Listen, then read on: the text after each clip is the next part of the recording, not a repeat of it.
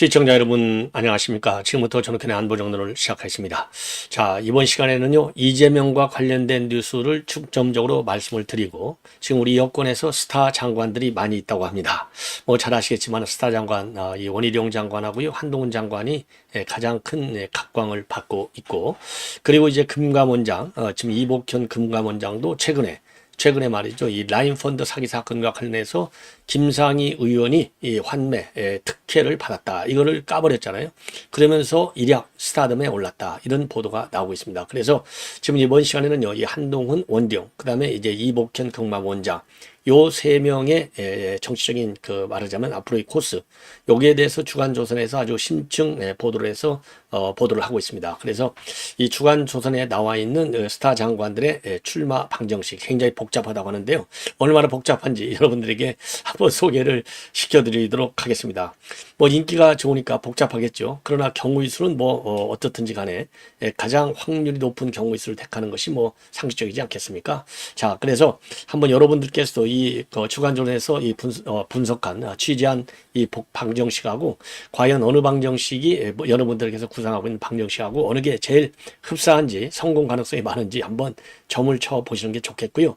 자, 이제 26일 날 이제 화요일 날이 되겠습니다. 그러니까 오늘이 지금 24일이잖아요. 그러다 보니까 과연 영장이 발부될 것이냐 안 될 것이냐. 그래서 맨 먼저 영장 전담판사 얘기가 나왔을 때 유창훈 부장판사가 누구냐, 이렇게 해서 지금은 그러면 유창훈 부장판사가 영장을 발부할 것이냐 안 할 것이냐, 여기에 이제 초점이요. 내내 뭐 비슷한 선상에 있지만 이제 바뀌고 있어요. 그러니까 결과론에 지금 현재 이 뉴스에 초점이 맞춰지고 있다. 그런 측면에서 저도 이미 뭐 몇 차례 이제 여러분께 말씀을 드렸지만은 종합적으로 정리를 다시 한번 해드리도록 하겠습니다. 그리고요, 이 한동훈 장관이 그날 난장판이 벌어지고 고설 욕설이 나오는 바람에 국회에서 다 읽어 내려가지 못했던 체포 동의안, 왜 가결을 시켜줘야 되는지, 그 중에서 굉장히 중요한 증거들이 있어요. 바로 이러한 증거들 때문에 체포가 되어야 합니다 라고 기승전결을 갔어야 되는데, 그 한동훈 장관이 가지고 있던 증거, 이거는 그날 발표를 하지 못하고 서면으로만 제출이 됐습니다. 그래서 영장을 발부할 것이냐 발부가 될 것이냐 안 될 것이냐 라고 판단할 때 과연 어떤 이 범죄 혐의의 입증 증거들을 가지고 있는지, 이게 굉장히 중요하지 않습니까? 왜냐하면 지금 이제 아시다시피 증거 인멸을 굉장히 강조하겠다, 검찰이요. 그리고 이제 한동훈 장관도 국회에서도 증거 인멸 우려가 있다, 이래서 구속영장이 불가피하고, 구속영장이 집행되기 위해서는, 발부되기 위해서는 먼저 체포동의안에 대한 가결이 필요합니다, 이렇게 역설을 했지 않습니까? 그래서 이번 시간에는요, 영장이 발부되냐 안 발부되느냐, 그거를 백업할 수 있는 근거에는 뭐가 있느냐, 그 중에서도 국회에서 발표하지 못한 부분, 이게 말이죠, 무려 이게 28장 4,400자에 해당된다고 합니다. 이 정도면요 끝난 거죠. 뭐 이재명이는 끝났다고 봐야 될 것 같고, 이 상황에서 영장이 발부가 안 된다 그러면은 판사의 정치적 성향이 과연 무엇이냐, 다시 한번 도마 위에 올라갈 가능성이 크다, 이렇게 보는데, 현재까지 모든 보도를 보고요. 그리고 이제 제가 제 주변에 있는 이 법조인들, 그리고 뭐 제가 또 마침 유창훈 부장판사가 저희 곧 대전고등학교 후배잖아요. 저는 뭐 전혀 몰라요. 워낙 차이가 많이 나갖고 전혀 몰라요. 저하고 같이 공직생활했다 그러면 뭐 알겠죠. 근데 전혀 모르는 사람인데, 이렇게 제 선후배들, 지인들, 법조계, 또 이 학교, 이렇게 학맥을 통해서 알아보니까 그렇게 뭐 정치적인 성향은 뭐 별로 없다, 이렇게 알려져 있고, 한동안에 권순일 대법관이, 권순일도 또 대전고등학교 후배요. 예, 근데 하여튼 대전고등학교가 별로 안 좋은 학교가 됐어요, 요즘에. 그래서 이제 권순일하고의 관계 때문에 이 유창훈 부장판사가 기피해야 될 것 아니냐, 이러한 얘기까지 나왔는데, 거기도 이제 워낙 차이가 많이 나다 보니까 별로 그렇게 가까운 사이가 아니다, 이렇게 지금 알려지고 있습니다. 예, 그래서 이러한 내용을 가지고 여러분께 중점적으로 분석을 해 드리도록 하겠습니다. 자, 먼저요, 이 본론에 들어가기 전에 이재명이가 이제 단식을 중단을 했지 않습니까? 단식 중단하고 입장을 내놨는데, 검찰 욕하고 윤 대통령 욕하는 것은 있지 않아요. 밥 먹을 때만 빼고는 뭐 하루 종일 365일 계속 윤석열 대통령과, 그 다음에 윤석열 대통령 비판한다는 얘기는 검찰 독재를 비판한다는 거죠. 검찰 독재라고 비판한다는 거죠. 절대로 검찰 독재는 있을 수 없다는 것을 제가 누차 말씀드렸지 않습니까? 왜? 검찰이 독재가 성공할 수가 없는 게, 법원에서 영장실질심사하죠. 그 다음에 재판 들어가서 재판장이 판결을 딱 도장을 찍죠. 뭐 검사 독재가 성립할 수가 있겠습니까? 이거는 말이 안 되는 거예요. 그러니까 프레임으로 짜는 데는 좋아요. 왜냐하면 검찰 독재?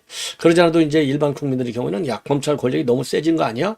이런 얘기들이 있지 않습니까? 그러다 보니까 이 권력이 세다 그러면 독재라는 말이 꼭 따라 붙잖아요. 이게 한국의 정치 문화고 한국인들의 정치적인 인식이라고 저는 봐요. 이거는 그만큼 대한민국에도 오랫동안 독재를 해왔고 독재의 한 복판에는 이 대통령도 대통령이지만은 검찰이라든가 뭐 이 국가기관들이 항상 개입이 되어 있다 보니까 그런 독재하면 독재하면은 이 수사기관이 떠오른다 이거예요. 그러나 지금은 이제 세상이 바뀌었죠. 완전히 뭐 삼권 분립되어 있고 자유민주주의, 그다음에 언론의 자유. 아니, 대한민국은요 언론 무서워서도 독재 못합니다. 독재하려고 하면 언론이 그냥 바로 까버리잖아요. 그러니까 독재가 지속 가능한 독재가 성공할 수가 없어요. 그러니까 예를 들어서 유신 때 뭐 얘기가 조금 빗나갔지만은 유신 독재하잖아요. 그거 오랫동안 됐잖아요. 왜? 언론이 죽어 있으니까 이 독재로 언론을 잡아야 독재가 완성돼요. 예. 그런데 지금 대한민국은요 독재, 언론을 어떻게 잡습니까? 언론 잡으려다가 잡히죠, 언론한테. 그래서 이 검사 독재 이런 말이 성립이 안 되는 겁니다. 언론 지금 대한민국에 전 세계에 온라인 매체 이렇게 많은 데는 전 세계 대한민국 유일해요. 예. 여론 조사기관 많은 것도 전 세계 1위. 그다음에 이 언론의 그 뭐라 그럴까요? 뭐 수준이랄까? 뭐 이런 걸 떠나서 하여튼 언론이라고 등록되어 있는 게 전 세계에서 제일 많아요. 예. 자, 그래서 이 그래서 이제 언론 독재 시대에 언론이 그러니까 5부라고 하지 않습니까? 5부. 예. 그래 이제 지금은 6부가 됐죠. 왜냐하면 뭐 헌법재판소가 생기고 그러니까 이제 언론이 6부가 됐지만 옛날에는 언론이 제4부다, 제5부다. 이제는 밀려서 저는 6부라고 보고 싶은데 그 정도로 언론이 무섭기 때문에 검사 독재, 검찰에 언론인들 거기 상주하잖아요. 출입기자들. 그래서 안 되는 것이고 그 다음에 옛날에 독재에 앞장섰던 경찰이라든가 국가정보원. 경찰도 지금 뭐 이런저런 견제를 받고 있는 것이고 국가정보는 어차피 이제 국내 정치는 안 한다. 돼 있으니까 독재는 국내 정치에서 하는데 국내 정치 안 한다는데 국가정보원이 어떻게 독재를 하겠습니까? 순수한 이제 정보기관으로 변모가 되는 과정에 있는 것이라고 보아요. 그래서 검사 독재니 그다음에 윤석열 대통령의 독재니 하는 이 민주당 이재명의 프레임은 아예 작동할 수 있는 이런 구조적 한계에 있다. 이걸 먼저 말씀드리고 그리고 이제 당시를 중단하면서도 아직도 이재명은요 단 한 번도 국민에 대해서 죄송합니다 라고 하는 사과의 입장을 낸 적이 단 한 번도 없어요. 그래도 제가 이걸 굉장히 강조했지 않습니까? 그런데 지금 이제 보도를 보니까요. 지금 이제 우리 국민의힘에서 어제 성명에 내놨네요. 어제 성명에서요. 지금부터라도 사법 절차에 철저히 임하라. 성실하게. 그리고 방탄국회, 그다음에 국정혼란 여기에 대해서는 반성하고 대국민 사과 입장을 표명하라.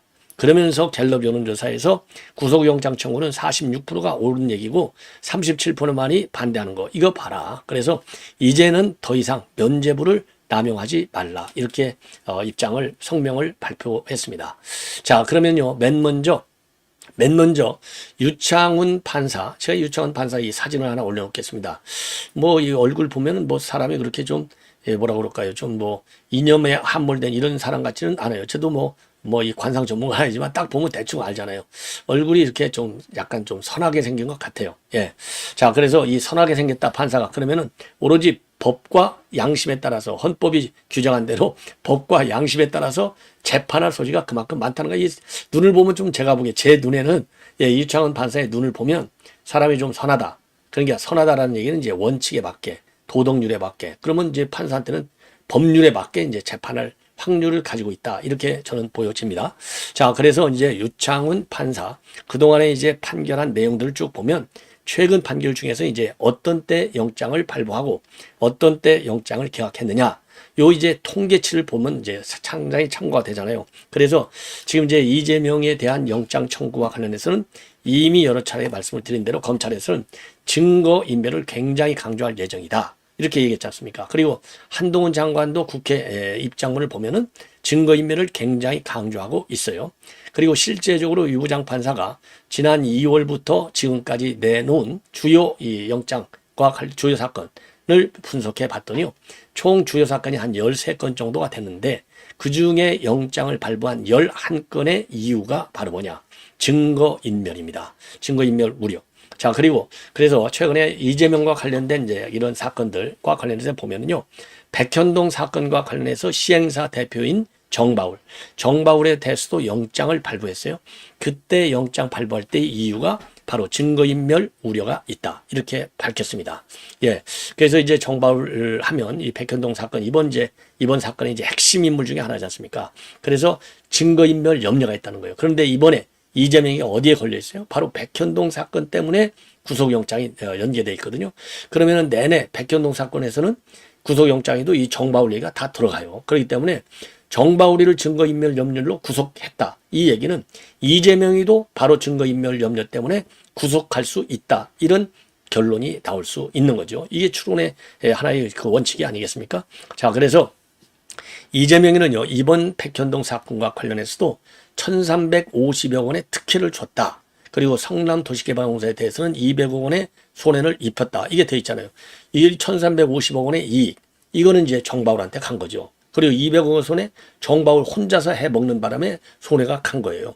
이런 정바울에 대해서 구속영장을 발부했다. 그러면 뭐 이재명이하고 정바울하고 법률 쪽에는 뭐 공범이 성립될지 안 될지는 모르겠지만은 정서적으로 보면 이게 바로 이런 게 공범 아니겠습니까? 예. 특혜를 주고받고 했지 않습니까? 예. 그래서 요 이재명의 영장에 나와 있는 범죄 사실 중에 하나가 바로 이 정바울과 관련된 내용이 있기 때문에 요걸로 봐서만 요거 하나만 보더라도 구속은 분명해 보인다. 이렇게 보이고요. 그 다음에 이제 또 구속영장을 발부한 것 중에 하나가 이 송영길 돈봉투 사건과 관련해서 강내구가 이제 수자원공사 상임감사, 그 다음에 박용수 보좌관, 박용수는 최근에 이실 직고했지 않습니까? 예.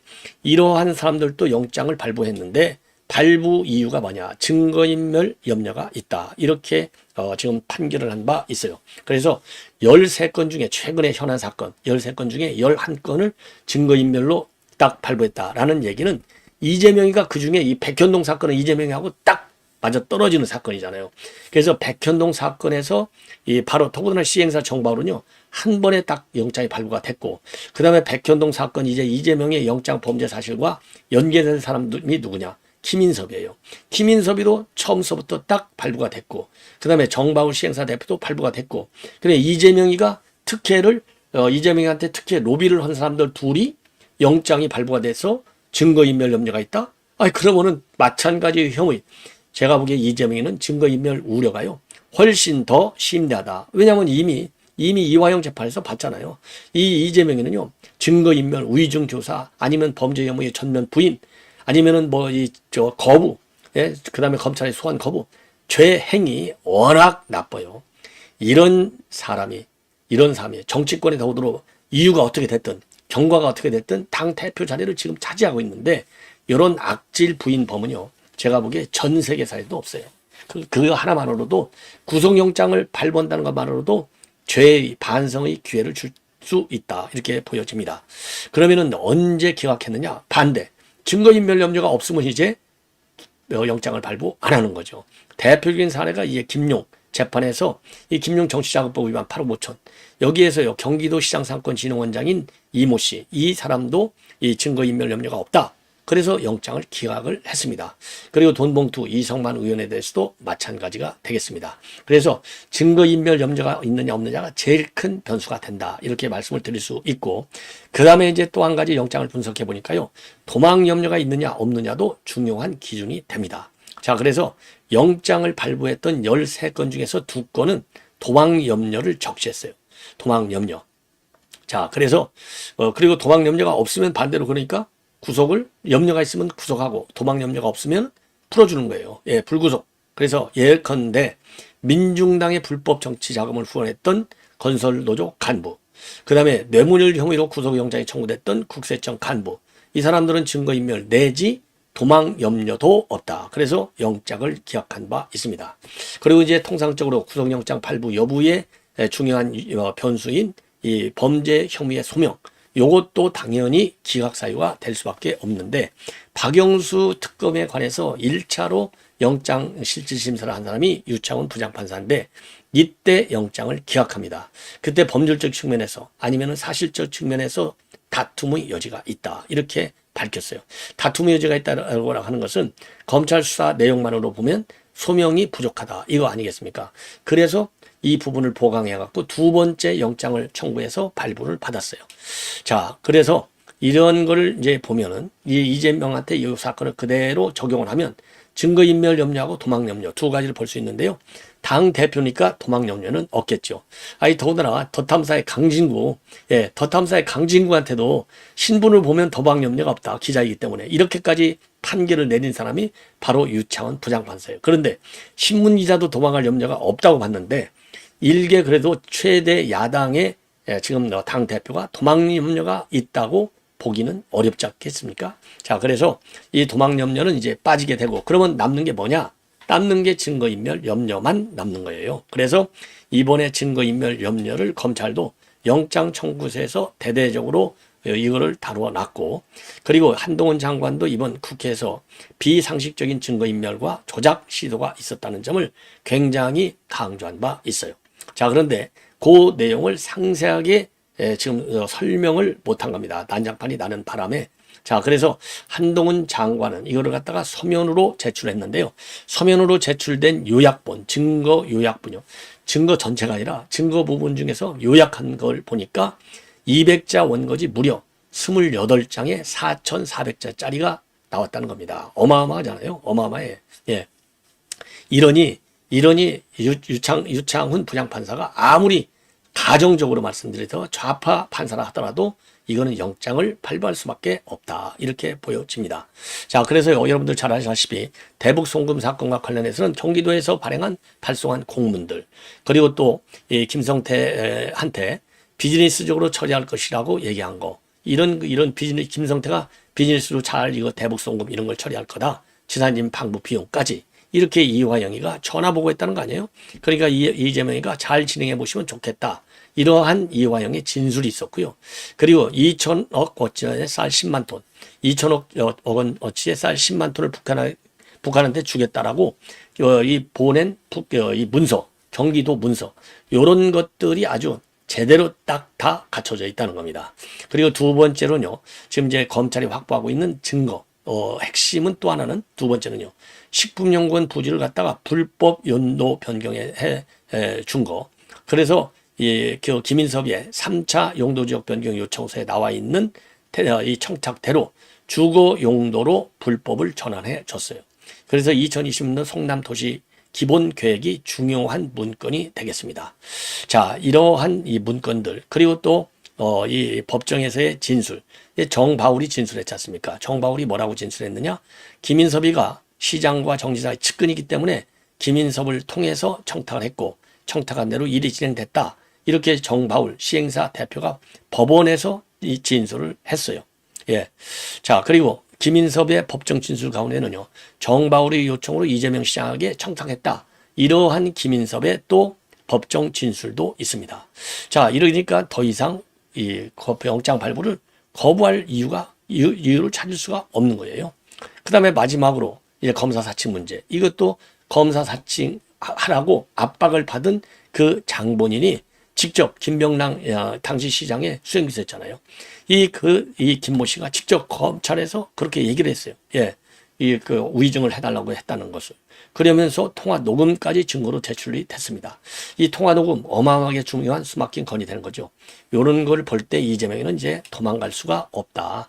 그래서 한동훈 장관이 비록 서면으로 제출했지만은 오히려요, 이렇게 들을 수 있는 것보다 서면으로 읽어보면 머리가 팍팍 돌잖아요. 도는 게 이제 이해가 된다는 의미에서 도는 것도 있고 분노를 느끼지 않습니까? 그러면 판사도 인간이잖아요. 그러니까 법률과 양심에 따라서 판결한다고 돼 있잖아요. 우리 학교 다닐 때 맨날 그거 외웠잖아요. 법률과 양심. 그 양심에 분노가 들어가는 거예요. 이재명의 그런 이 죄 행에 대해서 이재명이가 그렇게 거짓말한 것에 대해서 분노의 양심 한가운데 분노가 쌓이는 거예요. 그러면 이것도 굉장히 큰 영향을 줄 것이다. 그래서 결과론적으로 보면은 이 유창훈 부장판사의 그동안의 이 판결, 영장 발부의 기준으로 보더라도 이번에 증거인멸 우려가 상당하고, 그리고 실질적으로 지금까지도 증거인멸을 하려고 많은 시도를 해왔지 않습니까? 이런 거를 판사가 다 알아야만 되고 또 알 것이죠. 당연히.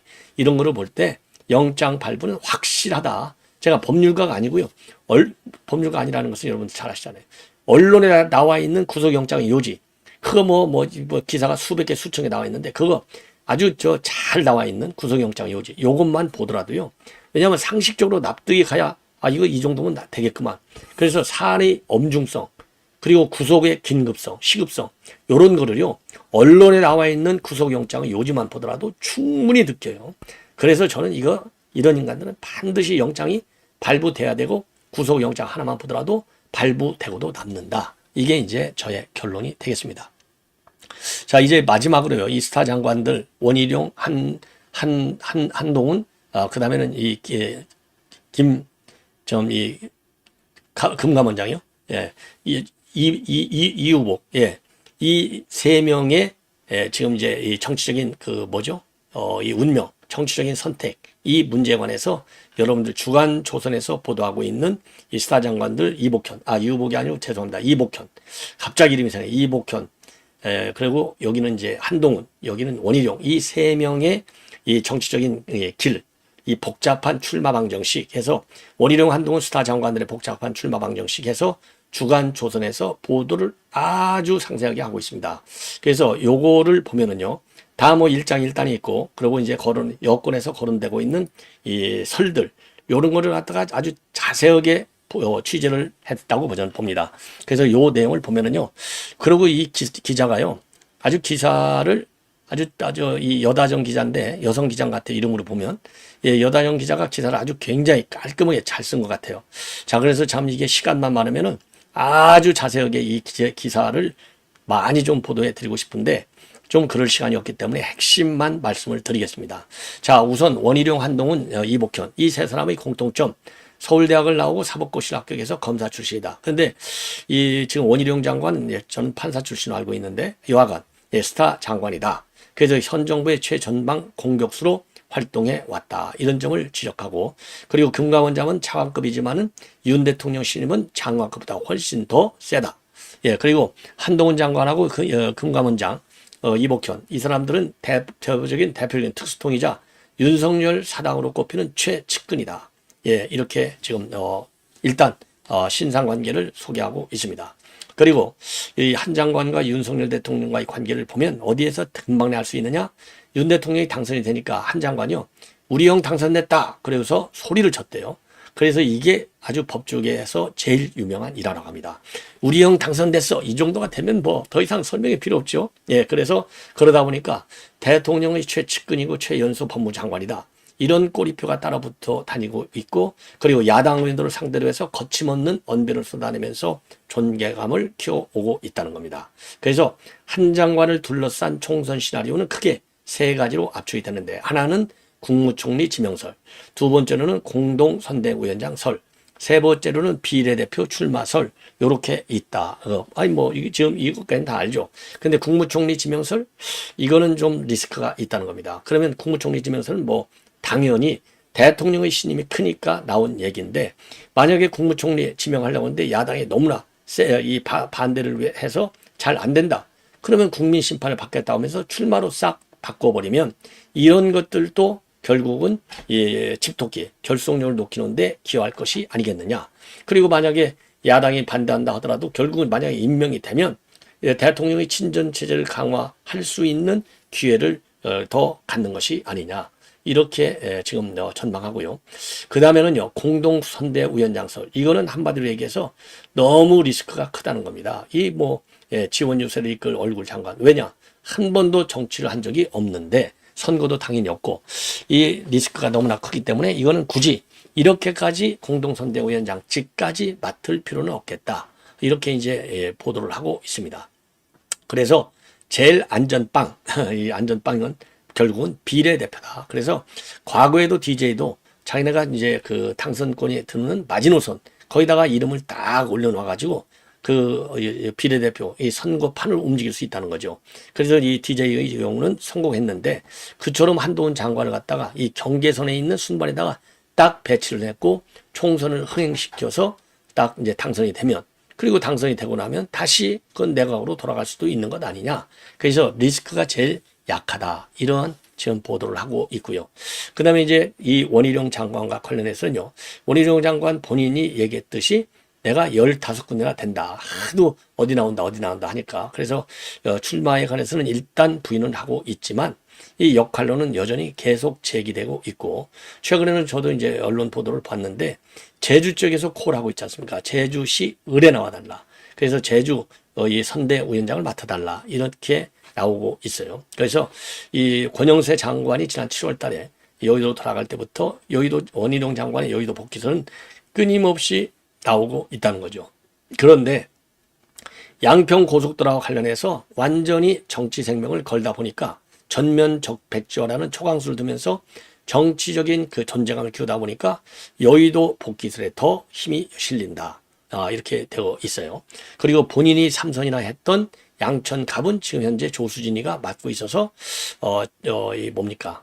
좀 어떻게 될지 모르겠다. 이런 보도를 하고 있고요. 그리고 이제 출마 예정지 중에 하나는 경기도 정치의 일본지인 수원, 그리고 김포 골드라인과 지호촌 지하철 5호선 연장과 같은 현안이 있는 김포, 그리고 이제 또 이 고향갑은 심상정, 요런 여러 군데가 거론이 되고 있다고 합니다. 자, 그래서 심상정, 이제 지난번 이제 국회에서도, 지금의 원장관을, 이제 자격 강천할 수 있다. 이런 가능성이 제기되다 보니까 심상정 의원이 또 이 국회에서 한마디 또 했어요. 자, 그러니까 그 출마하는 거 맞냐? 그러니까 심 의원과의 대결을 할 수만 있다면 영광이다. 이렇게 답을 했는데요. 그래서 이래저래 지금 자객 공천설이 나오고 있다. 고향갑에 관해서. 그 다음에 이제 이 공동선대위원장 설도 마찬가지로 나오고 있습니다. 공동선대본부 위원장 설. 자, 이렇게 해서 지금 이제 이 원희룡 장관과 관련된 러브콜은 쇄도하고 있다. 이거의 결론이고요. 그리고 이제 이복현 지금 금감원장도 윤 대통령과의 신뢰관계는 생각보다 밖에서 보는 것보다도 훨씬 더 크다. 이렇게 지금 보도를 하고 있습니다. 그러면서 최근에 이 남부지검에 지금 금감원에, 왜냐하면 남부지검에 여의도 조승사자 있잖아요. 금융증권범죄 합동수사단. 여기에 금감원에서 직원을 파견시켰는데 나가 있는 직원들을 전부 다 복귀시키고 후임 파견을 안 했다고 합니다. 그 정도로 상당히 세다는 얘기예요. 자, 그래서 이 세 사람의 거론이 되고 있는데 지금 이복현 금감원장의 경우에는 여의도 출마보다는 지금 용산 반군이 최근에 굉장히 잦아지면서 용산으로 옮길 수 있는 카드가 아니냐, 이런 얘기도 많이 나오고 있다고 합니다. 자, 그래서 지금 이제 이복현 금감원장이 용산으로 만약 대통령실로 간다? 그러면 뭐 비서실장도 갈 수 있겠죠. 비서실장도 충분히 갈 수 있을 테고. 그 다음에 이제 검사니까. 근데 지금 이제 민정수석실이 없어졌기 때문에 장관급인 이제 수석 비서관 자리를 가야 되는데 비서실장 말고서 갈 만한 자리 별로 없는 것 같습니다. 자, 이렇게 해서 스타 장관 3인들의 정치적인 이제 복잡한 방정식이 과연 어느 방향으로 어떻게 풀릴지 한번 예의주시할 필요가 있지 않나, 이렇게 생각이 듭니다. 자, 시청자 여러분, 이렇게 해서 본 방송을 마치겠고요.